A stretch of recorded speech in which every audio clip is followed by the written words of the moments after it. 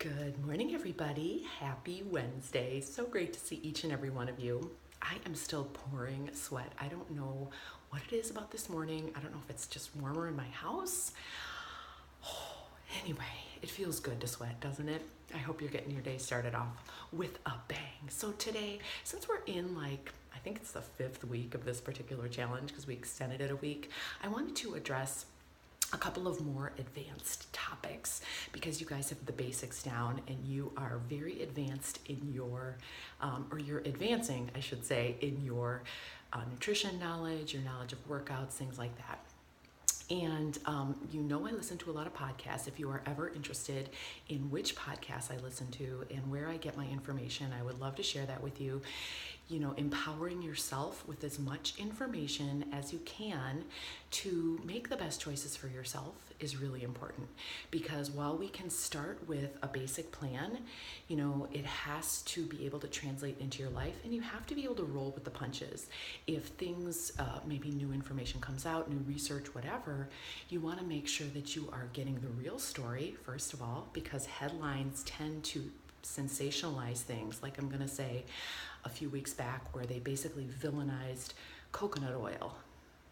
And then if you listen to actual nutritional experts on the topic, they're like, this makes no sense, but they cherry pick data to put in headlines, to put on TV, things like that. And we have to be very careful as consumers that we are aware of what's real and we listen to the right people and the right sources. And I'm not saying that I'm always right. Certainly, I've changed my mind on several different things over the years, but it's just you have to be flexible. So one of the things I believe I addressed a little bit last week in the Clean Eating Week was talking about gluten and talking about other marketing schemes that are out there that basically are trying to trick consumers into buying more crap. Right, essentially that's what it is. So when we're looking at any sort of convenience food, packaged food, things like that, you have to be very careful when you're looking at the labels and what it's actually saying, because there are a lot of hot phrases or things that marketers know that we're looking for. So we're looking for maybe low sugar, we're looking for gluten-free, we're looking for coconut. Sometimes that's a huge trend, coconut everything. I'm noticing that in everything. Protein enhanced, protein added, high protein. These are taglines that they use to trick you into buying stuff that maybe you shouldn't. So obviously the best choices are going to be whole, real foods that don't come in a package. But obviously we live in the real world, and sometimes you have to buy stuff that's relatively convenient or to add to recipes, things like that. And so you really want to be careful when you're reading labels that you're looking at the right things, because I did see that a Hershey's bar is gluten-free, right? Great, so it's healthy.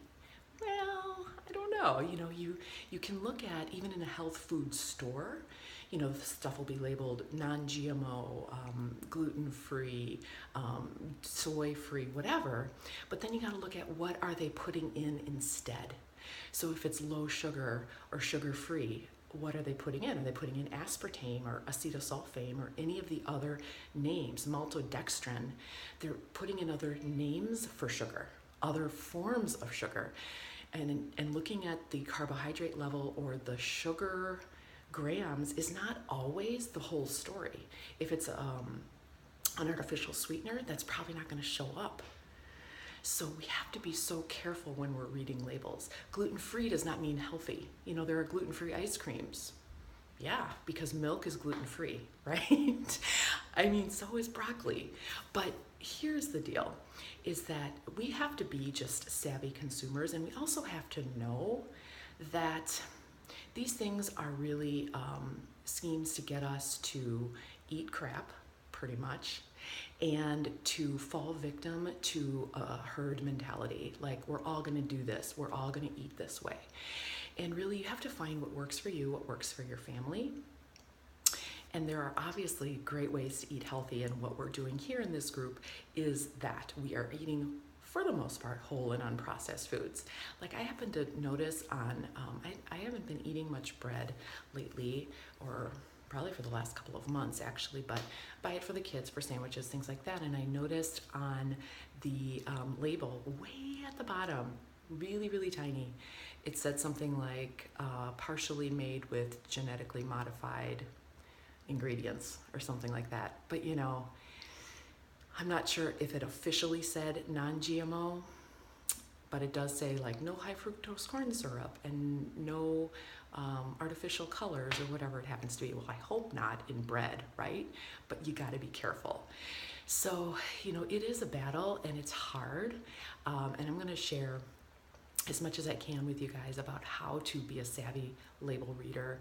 But I don't know, have you noticed this stuff out there, and are you struggling with this? Is this something you want to hear more about? So I'd love to link a couple podcasts if you do want to hear more from an expert, but I can cover a couple of topics here over the next couple of days as well. And if at any time there is a topic you'd like to hear more about, shoot me a message. I can definitely incorporate that into these groups. I'm trying to make them as customized to your advancedness as possible. So, all right, you guys, have an awesome day, and we will talk again tomorrow. Bye-bye.